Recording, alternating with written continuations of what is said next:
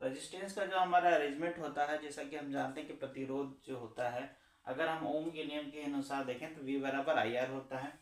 तो हमारे रेजिस्टेंस के बहुत सारे अरेंजमेंट होते हैं, जिसमें मुख्य तौर पे हमारे दो प्रकार के अरेंजमेंट होते हैं, जिनमें हम एक सीरीज कनेक्शन कहते हैं और दूसरे को पैरेलल कनेक्शन देखते हैं। तो आज सबसे पहले हम सीरीज कनेक्शन यानी श्रेणी क्रम संयोजन को देखेंगे।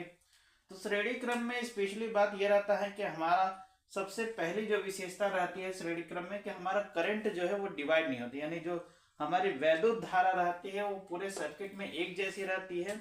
और इसीलिए जो हमारा श्रेणी क्रम का जो हमारा तुल्य प्रतिरोध रहता है, जिसे हम R इक्विवेलेंट कहते हैं, अगर हम उसे देखें तो यह हमारा R1 प्लस R2 होता है। तो ये हमारे दोनों के दोनों एकदम एल्जेब्रिक सम की तरह रहते हैं, बीजगणितीय योग की तरह रहते हैं।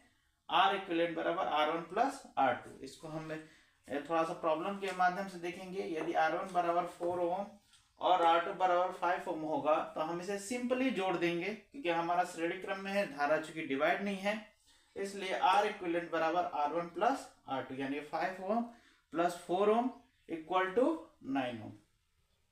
तो हम इस तरह देख सकते हैं, बहुत ही आसान होता है उसमें सारी चीजें कैसे होती हैं। अगर हम पैरेलल कनेक्शन में देखें तो सबसे पहले हमें ये ध्यान रखना चाहिए कि इसमें हमारा जो करंट है वो हमारा डिवाइड होगा, और जब हमारा करंट जब डिवाइड होता है तो हम ये देख सकते हैं कि जो हमारा तुल्य प्रतिरोध यानी R इक्विवेलेंट रहता है उसका हमारा इस प्रकार से फार्मूला आ जाता है।